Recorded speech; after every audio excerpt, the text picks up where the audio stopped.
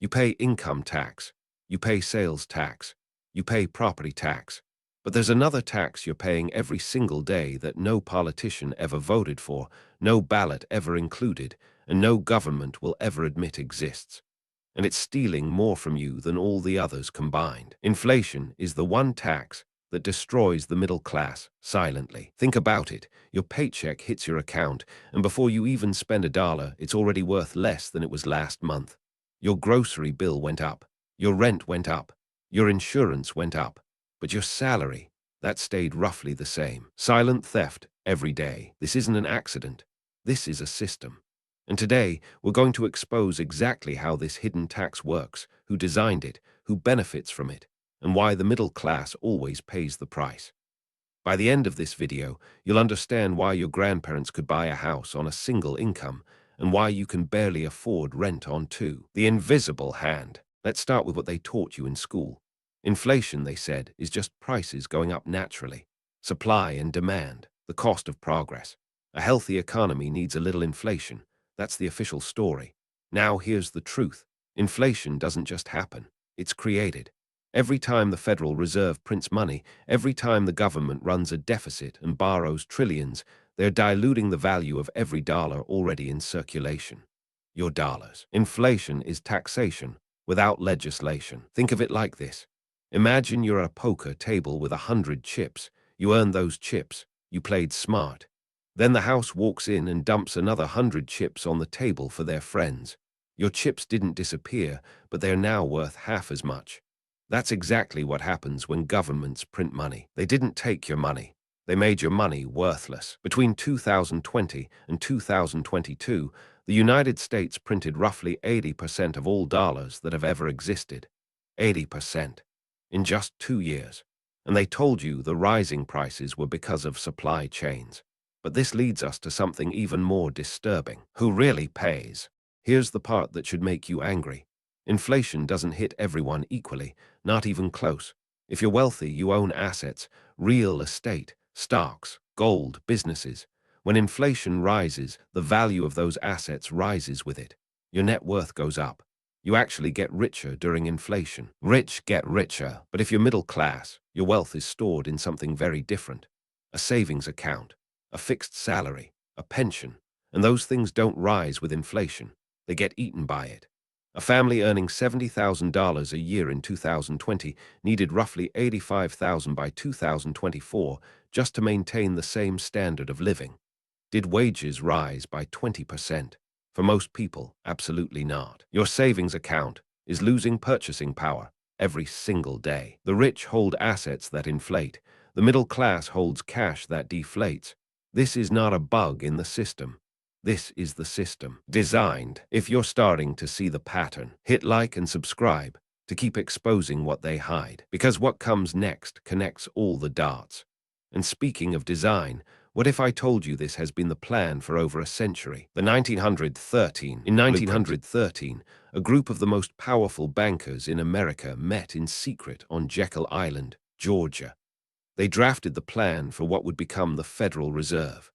They told the public it would stabilize the economy and prevent financial panics. Give me control of a nation's money supply, and I care not who makes its laws. Since the Federal Reserve was created, the US dollar has lost over 96% of its purchasing power. 96%. What cost a dollar in 1913 costs over $30 today. That's not stability. That's systematic destruction. And it was designed this way because inflation serves a very specific purpose for those in power. It allows governments to spend without directly taxing. Print money, fund wars, fund programs, fund whatever they want. Print, spend, repeat. And who pays? You do. Not through a tax bill you can see and protest, but through the slow, invisible erosion of everything you've saved and earned. Your dollar literally goes up in smoke. The beauty of this system, from their perspective, is that most people never understand what's happening to them. They just feel poorer.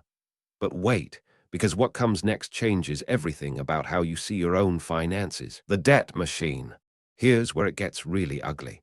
The U.S. national debt just passed $34 trillion. $34 trillion. That number is so large it's almost meaningless. So let me make it real. If you spent $1 every second, it would take you over 1 million years to spend 34 trillion. Now, governments don't plan to pay this debt back. They never do. Instead, they inflate it away.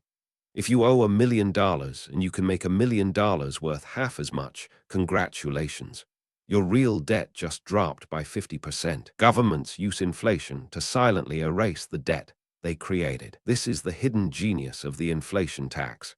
The government borrows money, spends it today, and then prints more money tomorrow to make that debt cheaper. But here's the catch. Every time they make their debt cheaper, they make your savings cheaper too. Your retirement fund is paying for their spending spree. It's a transfer of wealth from the people who save to the institution that spends, from the responsible to the reckless. And the middle class, the people who follow the rules, who save for retirement, who put money aside for their children's education, they are the ones who get crushed. This brings us to our next point, one that will make you question everything you've been told about prosperity. The wage illusion. They'll tell you wages have been rising, and technically, that's true. The average American earns more dollars today than at any point in history, but here's the trick they don't want you to understand. There's a massive difference between nominal wages and real wages. Nominal wages are the number on your paycheck. Real wages are what those numbers can actually buy. A bigger number on your paycheck means nothing if everything costs more. In 1970, the median household income was about $9,500. Today, it's around $75,000. That looks like incredible progress. But adjust for inflation, and real purchasing power has barely moved in 50 years. You earn 8 times more dollars, but those dollars buy roughly the same amount of stuff. More dollars, less value. Meanwhile, the cost of the 3 pillars of middle-class life, housing, healthcare, and education, has skyrocketed far beyond general inflation. A college degree that cost $400 in 1970 now costs over $40,000. The American dream didn't die. It was inflated out of reach. Your parents weren't smarter with money. They just lived in a time when money still meant something. And that leads us to an even darker reality. Asset inflation. You've probably heard people say the housing market is insane, or that the stock market is overvalued. But what if I told you that prices aren't actually going up? What if the truth is that your money is going down? Think about it. A house that cost $30,000 in 1970 now costs $400,000. Did the house change? Same walls, same roof, same foundation. What changed is the currency you're using to measure it. The house didn't get more valuable. Your dollars got less valuable. The problem isn't that things cost more. The problem is that money buys less. And this is where the wealth gap truly explodes. People who already owned assets before the inflation wave hit are sitting on massive gains. Those who owned property watched their wealth multiply for free. Those who didn't, the young, the first-time buyers, the middle class trying to climb up, are now priced out of the market entirely. Priced out forever. This isn't a housing crisis. It's a monetary crisis dressed up as a housing crisis. And the people running the monetary system know this perfectly well. But here's what they'll never tell you about their so-called solutions. The Fed's trap. So the Federal Reserve has a stated goal of 2% inflation per year. They call this the target, the sweet spot, the healthy rate. Let's do some simple math. 1. 2% per year cuts your savings in half every 36 years. 2. Over a working lifetime of 45 years, you lose 60%. 3. Your retirement fund is worth 40 cents on the dollar. 2% doesn't sound scary until you realize it's designed to silently destroy your purchasing power over a lifetime. And that's the target. The actual rate has been running much higher. The real inflation you experience is far worse than what they report, because the way they calculate inflation has been changed over and over since 1980. They adjusted the formula to exclude things that go up too fast. Housing costs, adjusted. Food prices, weighted differently. Energy, seasonal adjustments. If you measured inflation today the way they measured it in 1980, the real rate would be closer to 10 or 12%, not the 3 or 4 they claim. Rigged. They changed the ruler so the measurement looks smaller. As the philosopher Noam Chomsky warned, the smart way to keep people passive is to strictly limit the spectrum of acceptable opinion. And limiting what you understand about inflation is part of that control. This leads us directly to who profits the most from your ignorance: winners and losers. Every time the Fed prints money, that new money doesn't flow into the economy equally. It enters through the banking system first. The big banks, Wall Street, the connected insiders. They get to use the new money before prices adjust. They buy assets at yesterday's prices with tomorrow's money. By the time that money trickles down to you and me, prices have already gone up. First in line wins. This is called the Cantillon effect, named after an 18th century economist who understood that money creation always benefits those closest to the source. The people closest to the money printer always profit first. And who's closest to the money printer? Not the teacher, not the nurse, not the small business owner. It's the mega banks, the hedge funds, the politically connected corporations. Banks get gold, you get a crumbling house. This is why during every crisis, bailouts go to Wall Street while Main Street gets stimulus checks that barely cover a month of groceries. The system isn't broken. It's working perfectly for the people it was designed to serve. And those people are not you. But what can you actually do about it? That's what we're getting to next. Escape the trap. So here's the uncomfortable question. If the system is designed to erode your purchasing power, what do you do about it? The first step is understanding that saving cash in a bank account is no longer a strategy.